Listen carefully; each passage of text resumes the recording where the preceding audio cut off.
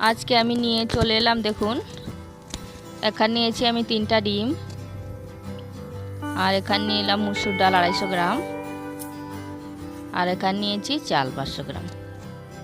500 থেকে একটু কম আছে। তো আমি চালটাকে ভালো করে ঝেড়ে বেছে নিয়েছিলাম, আর ডালটাকেও ভালো করে বেছে নিয়েছিলাম। তো এবার আমি চাল ডালটাকে ভালো করে ধুয়ে নেব। তো আমি চাল ডালটাকে ভালো করে ধুয়ে নেব এরকম ভালো করে।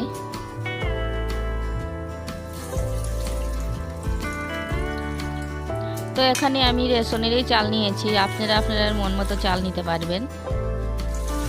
তো দেখুন, আমি এই চালটাকে 2-3 বার করে ভালো করে ধুয়ে নিলাম। কি সুন্দর করে ধুয়ে নিয়েছি দেখুন। আর এবার আমি কড়াই বসিয়ে দিলাম চুলার মধ্যে, আর দিয়ে দিলাম তেল। আর আমার রেসিপি যদি ভালো লাগে, আরও নতুন রেসিপি দেখার জন্য আমার চ্যানেলটি সাবস্ক্রাইব করে দিয়ে না, যে যেখান থেকে দেখছেন একটা লাইক দিয়ে দিন, আর কমেন্ট করে জানাবেন আমার রেসিপি কেমন হয়েছে। তো দেখুন, আমার তেল এখানে গরম হয়ে গেছে। তো এখানে দিয়ে দিলাম আমি দালচিনি, আর দিয়ে দিলাম এলাচ, আর দিয়ে দিলাম লং। তো এলাচ দেওয়ানোর সময় সবসময় ফাটিয়ে দেবেন, না হলে তেলে দিলে কিন্তু বহু দূরে ফেটে যায়। আর দিয়ে দিলাম আমি এখানে একটা কুচানো পেঁয়াজ। তো পেঁয়াজটাকে আমি একটু ভালো করে ভেজে নেব, যাতে এখান থেকে ভালো গন্ধ বেরোয়। তো এখন আমি দিয়ে দিব ডিম। তো এখানে আমি 3টা ডিম দিলাম। তো আপনারা চাল অনুযায়ী, চাল ডাল অনুযায়ী ডিম দিতে পারবেন। আর আপনারা এখানে আলুও দিতে পারবেন। যদি আলু দেন তাহলে ডিম দেওয়ার আগে আলুটাকে একটু ভেজে নেবেন। তো দেখুন, আমার ডিমটা ভাজানো হয়ে গেছে, আর ডিম থেকে কাঁচা গন্ধটাও চলে গেছে।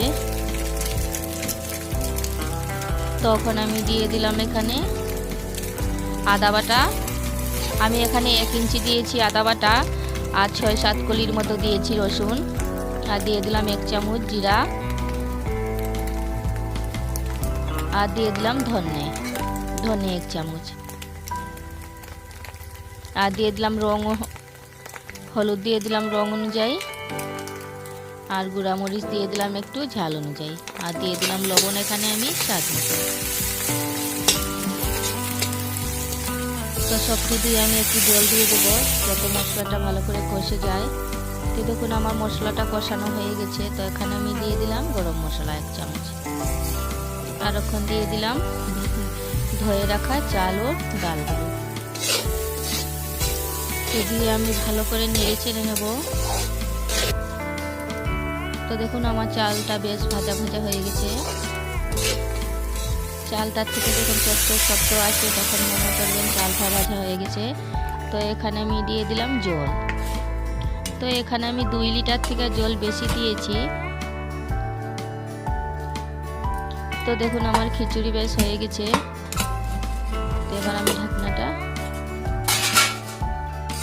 তো দেখুন কত সুন্দর হয়েছে খিচুড়িটা,